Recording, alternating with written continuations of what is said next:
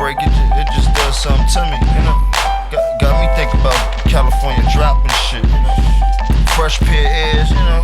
Hollering at the girls walking by. Hey, ma, sound about right. We headed uptown.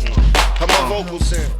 Okay, so today I'm going to be doing a review on Microsoft's brand new Xbox 360 Slim. Now this is going to be a pretty short review, as I've only got about 3 bad points written down, which I could honestly think of, and a decent amount of good points. So yeah, first bad point, the Xbox now does not come with an HDMI cable. They've taken that out of the box, not exactly sure why, but for some people, they're not really going to care, so yeah.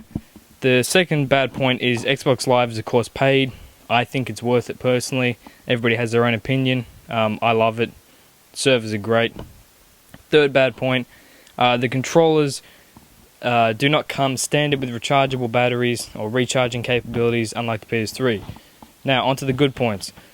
It has a new design. It's, I believe there was a rumor going around that it was inspired by Alienware or some type of gaming PC thing, which is you can see the vents here and the vents up the top, and just how sleek it looks, which is really cool actually. I'm starting to get into PC gaming. If you ever seen a really cool PC case, kind of reminds me of that. It has a lower pricing point. You can now pick this up from JB Hi-Fi for $400 AU, Australian dollars, and the old ones are even cheaper. So that's awesome for people who want to get into it or prefer the older one or just can't afford it. It's great. So the next good point is the fan noise has been reduced tremendously. It's even quieter than the PS3 when you install the games to the hard drive, a feature sadly which is now missing from the PS3. The ports have been redone. Optical audio is now built in without the use of the giant grey adapter, and I'll flip it around here. So you can see you have your AV multi-port here, which is used for composite and component, your HDMI port, you've got your optical audio port, Ethernet port, USB, Connect port, and then up the top here you have your other 3 USB ports. And then of course at the front you have another 2 USB ports, I believe. So it is very full featured in terms of ports. So yeah, the Wi-Fi is now built into the system, much like the PS3, which is awesome, puts it in direct competition with it.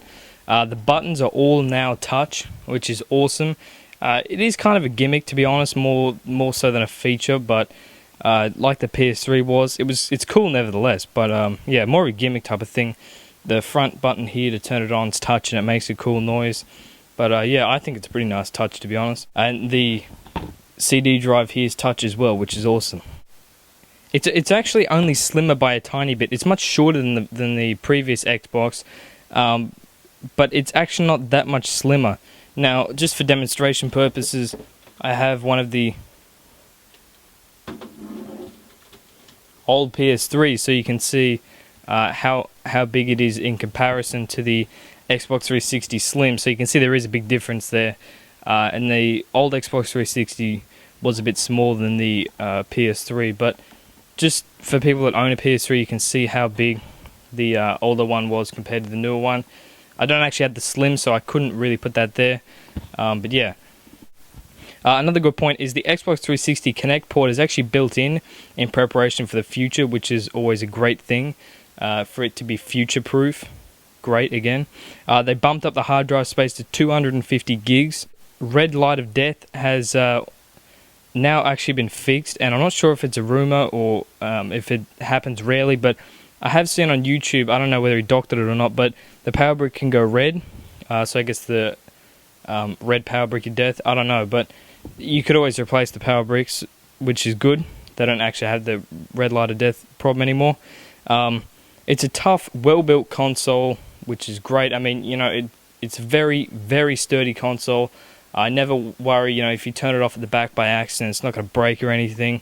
The controller's been redesigned with chrome buttons on it, which makes it look very classy.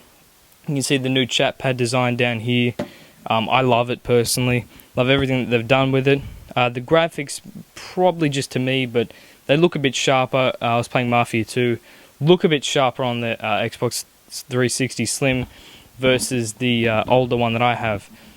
So overall, it's a worthwhile upgrade. If you already have the Xbox 360, I don't know whether you really want to upgrade, but you know, they're both great. But yeah, if you want to acquire a smaller console, then definitely go ahead and buy it. But I'm going to go through its marks. So its design gets an A Features get a B, build quality B, noise A, cables included D with the composite cables it comes with, the kind of a 90s cable, so didn't really do too good in that. But overall it's a B+.